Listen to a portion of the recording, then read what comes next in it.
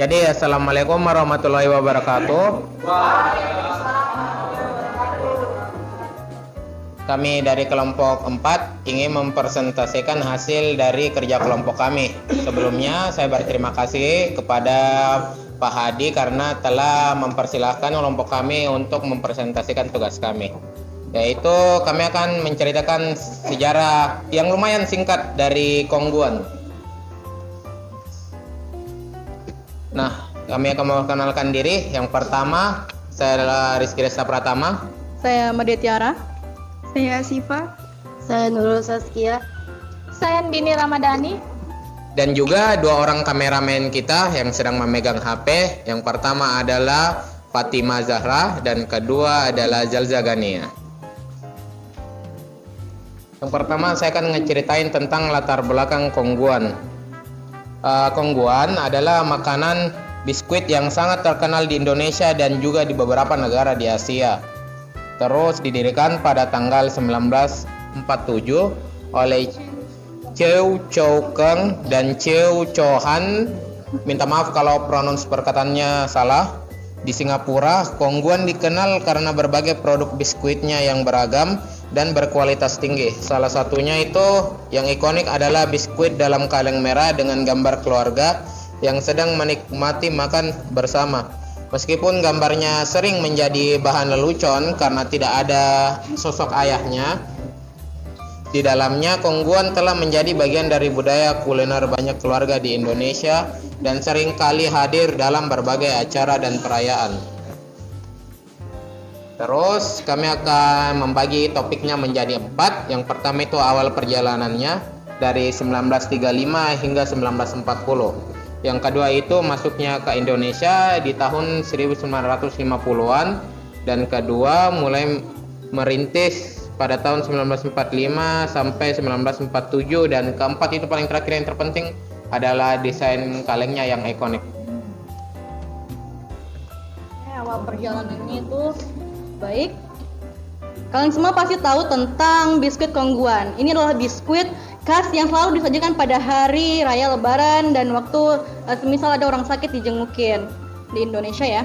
Salah satu perusahaan tertua di Asia Tenggara, dan biskuit ini pernah menjadi pimpinan pasar industri terbesar di Indonesia, yang artinya perusahaan ini sangat berpengaruh di Indonesia. Tahun 1935, dua bersaudara ini yaitu Chew Chow Keng dan Chew Chow Han meninggalkan desa mereka di Fujian, Cina di akhir masa remaja mereka dan datang ke Singapura.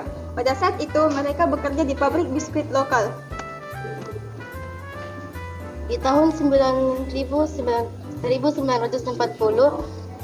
Jepang menyerbu Singapura dan memaksa mereka untuk mencari tempat perlindungan baru. Tempat perlindungan itu berada di Perak, Malaysia, di mana mereka membuat biskuit dengan tangan untuk dijualnya lagi. Tahun 1940, pada waktu itu mereka membuat biskuit sampai tepung dan gula tidak dapat diperolehnya lagi. Jadi sampai benar-benar tidak bisa produksi lagi. Ya, dikarenakan gula dan tepung sulit untuk ditemukan. Jadi waktu itu mereka melakukan hal apapun seperti membuat biskuit sampai tepung dan gula itu sulit ditemukan. Lalu dia membuat garam dari air laut dan sabun dari abu. Upaya itu mereka lakukan untuk melanjutkan mata pencarian mereka ya, karena masa Perang Dunia Kedua waktu itu. Pada tahun 1945, setelah perang dinyatakan berakhir dan pasukan Jepang kembali ke asalnya, dua bersaudara ini kembali lagi ke Singapura, lalu memutuskan untuk menikah. Lalu keluarga mereka yang ada di Fujian, Cina, mendukung mereka kembali melakukan apa yang mereka lakukan sebelumnya, yaitu menjual biskuit buatan tangan. Nah, kesempatan besar ini datang ketika Chew Chow Han kebetulan menemukan beberapa mesin pembuat biskuit tua dan rusak akibat perang. Mesin ini sebelumnya dimiliki oleh perusahaan lamanya. Dengan kesungguhannya, Chew Chow Han membeli mesin itu dan dia memasang jalur produksi biskuit semi otomatis yang dimodifikasi dengan rantai sepeda. Nah, setelah itu jumlah produksi meningkat dan penjualan meledak, istilahnya laris manis produknya. Tahun 1947, Dua bersaudara ini memutuskan untuk mendirikan pabrik yang bernama Kongguan Singapura Limited yang berlokasi di Jalan 18 Howard, Singapura, dan pada akhirnya dipindahkan ke Jurong, Singapura untuk memperbesar produksinya tertentu. Oke.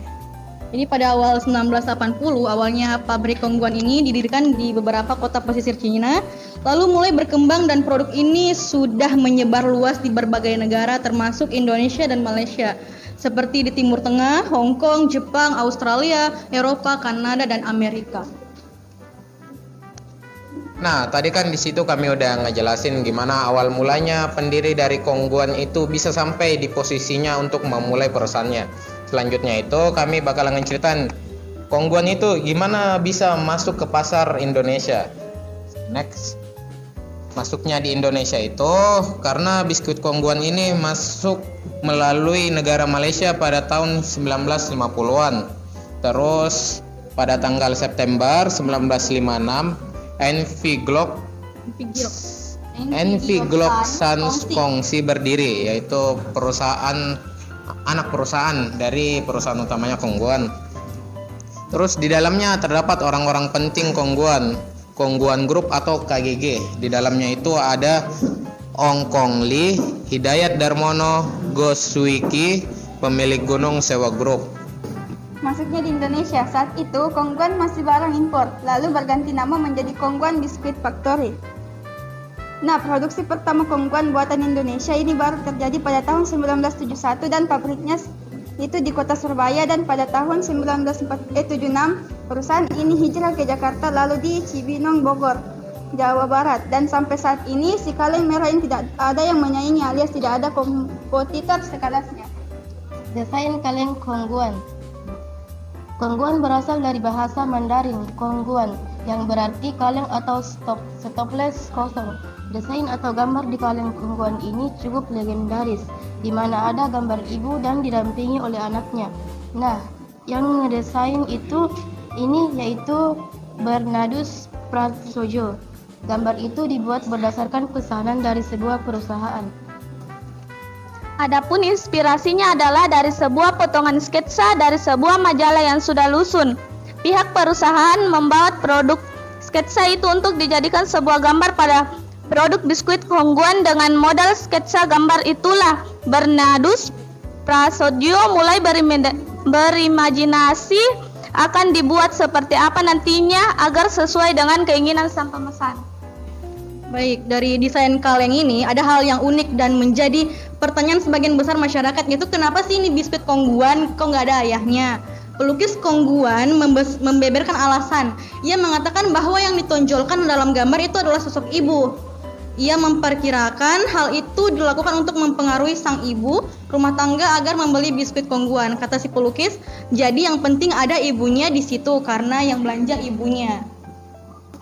Nah, kesimpulannya itu setelah kita tadi lihat gimana awal perjuangannya para founder grup KGG atau Kongguan ini bisa menyebar ke Asia Tenggara dan juga bagaimana bisa masuk ke pasar Indonesia. Kesimpulannya itu di sini kita bisa belajar untuk tidak menyerah singkatnya, karena tadi kita bisa lihat di slide-slide awal kalau foundernya itu kehabisan bahan untuk ngebuat biskuit, jadi mereka fokus untuk ngebuat gula. Dan juga setelah mereka ngebuat gula, mereka berusaha ngebuat sabun. Garam tadi dari air laut. Karena hal itu juga kurang mencukupi, jadi mereka mencoba untuk membuat sabun yang berasal dari abu.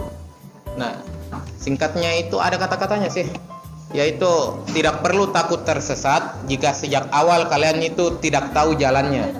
Jadi kalian nggak perlu takut gimana sih ini nanti mau kemana, ujungnya gimana. Kalau memang sejak awal itu kalian memang tidak tahu akhir dari perjalanannya itu. Dan juga usaha disertai doa bersama komitmen pastinya akan membuahkan hasil. Dan kesulitan juga masalah perlu dihadapi dengan hal yang di luar kotak untuk menyelesaikannya. Mungkin hanya itu saja. Kita memasuki sesi tanya jawab. Kalau ada kelompok lain yang ingin bertanya, kami persilahkan.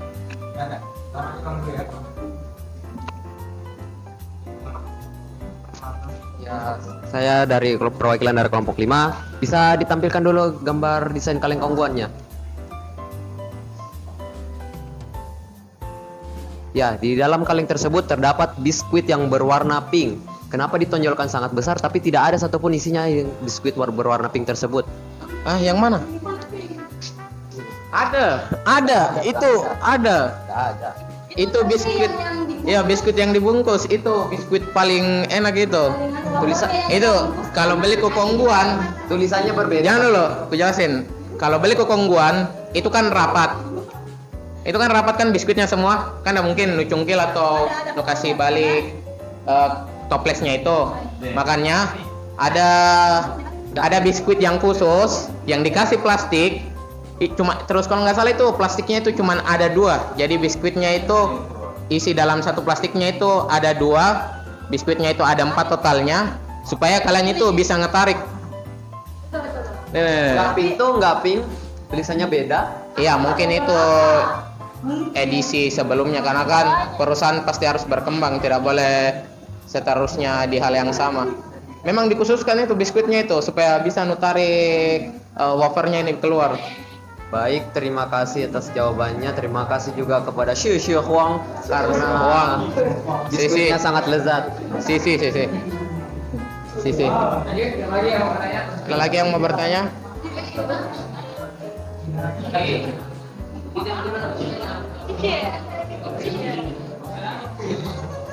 Ada lagi, Bapak? Siapa tahu Bapak mau bertanya?